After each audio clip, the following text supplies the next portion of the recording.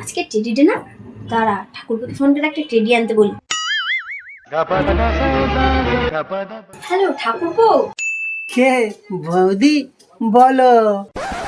ঠাকুরপো, আজকে তোমার দাদা বাড়িতে নেই। বৌদি সে তো প্রতিদিনই থাকে না। হ্যাঁ তা অবশ্য ঠিক, কিন্তু তুমিও তো অনেকদিন ধরে আসো না, আজকে আসো। আর হ্যাঁ, আসার সময় কিন্তু টেডি নিয়ে আসতে ভুলবে না, আজ কিন্তু টেডি ডে। ও তাই? তা বৌদি ওর সাথে একটা বেলুন নিয়ে যাই, দুজন মিলে ফোলাবো। কি যে বলো না তুমি। কিন্তু বৌদি কি করে যাব, দাদা তো ঘরে তালা দিয়ে যায়। না না ঠাকুরপো, এখন আর দেয় না, ও আর আমাকে এখন আর সামলাতে পারে না তো তাই।